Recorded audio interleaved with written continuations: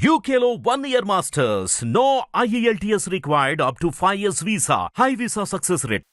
కసిరెడ్డి వెంకటరెడ్డి గారు చాలా చక్కగా జానపదాలకు సంబంధించి వివరణ ఇస్తూ ఉన్నారు. మనం ఇంతకు ముందు ఎపిసోడ్లోనే రాముడి గురించి మాట్లాడుకున్నాం. రాముడు అంటేనే ధర్మపాలకుడు అని, రాముడు అంటేనే ఒక భర్తకి నిదర్శనం అని, ఒక కొడుక్కి అని. మరి అలాంటి భర్తలు అందరికీ ఉంటే అసలు అంతకన్నా ఆనందం ఇంకొకటి లేదు. సీతమ్మ లాంటి భార్యలు ప్రతి ఇంట్లో ఉంటే అసలు ఆ ఇల్లు నిజంగా చాలా అంటే చాలా ఆనందమయంగా ఉంటుంది. మరి ఇద్దరి భార్యాభర్తల్లో ఎటువంటి పొరపచ్చాలు లేకుండా చక్కగా సాగిపోవాలి అని చెప్పే ఏదైనా ఒక జానపదం కానివ్వండి, ఒక విషయం, దానికి సంబంధించిన విషయం చెప్తూ ఒక మంచి జానపదాన్ని వినిపించండి. ఈ జానపదంలో భర్త భార్యను రమ్మని పిలుస్తాడు. ఆ పిలిచినటువంటి సందర్భంలో ఆమె సరే నన్ను సరిగా చూసుకుంటే వస్తాననేటటువంటి అంశం ఉంటుంది. కానీ వాళ్ళ భాషలో ఎట్లా ఉంటుందంటే, వస్తావటే పిల్ల వస్తావటే, కొత్త కోనేటి దాకా వస్తావటే, రిధం మారుతుంది. చాలా లయలు ఉంటాయి జానపదంలో.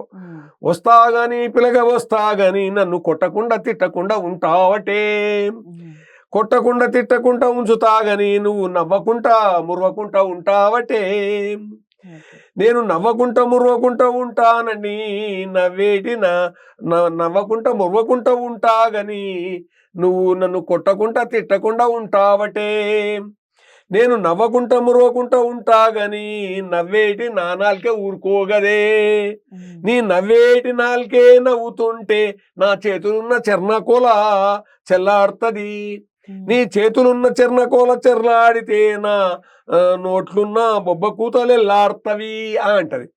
నీ నోట్లున్న బొబ్బ కూతలెల్లాడితే నా కాలికున్న కర్రి చెప్పు లేచాడుతుంది, నీ కాలికున్న కర్రి చెప్పు సెండాడితే మా అమ్మగారింటికి పారిపోతా, మీ అమ్మగారింటికి పారిపోతే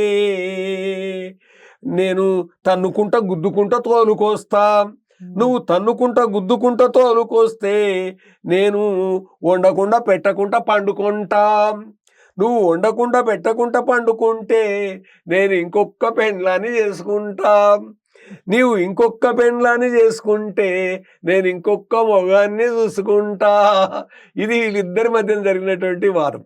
అంటే చిన్న వివాదాలకు చిన్న వాటికి ఎలా జరుగుతుంది అంటే, చిన్న వాటిని సర్దుకోకపోతే ఏం జరుగుతుంది అనేటటువంటిది ఇట్లాగా విడిపోయేటటువంటి పరిస్థితి వచ్చేటంత వరకు తెచ్చుకోకూడదు అనేటటువంటి ఉద్దేశంతో చెప్పినటువంటి పాడుకుంటున్నటువంటి గీతం అండి ఇది. చాలా చక్కగా చెప్పారు.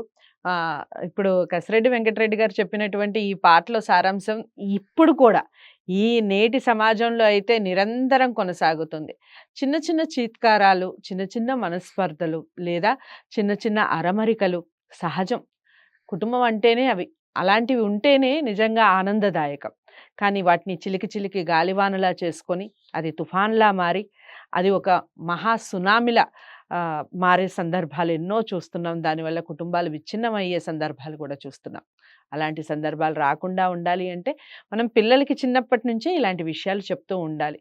కుటుంబం అంటే ఇది, ఇలా ఉంటేనే సమిష్టి కుటుంబం, దాని యొక్క విలువలు, దాని యొక్క పాటలు ఈ విధంగా ఉంటాయి, మన పూర్వం ఇలా పాడుకునేవారు అనేది అందరికీ తెలియచెప్పాలంటే మనం ఏం చేయాలి? ఇలాంటి వీడియోస్ని లైక్ చేసి అందరికీ షేర్ చేయాలి. ఛానల్ని సబ్స్క్రైబ్ చేసుకోవడం అస్సలు మర్చిపోకండి. మరో జానపదం జ్ఞానపదం అనే కార్యక్రమం ద్వారా కలుద్దాం. నమస్తే.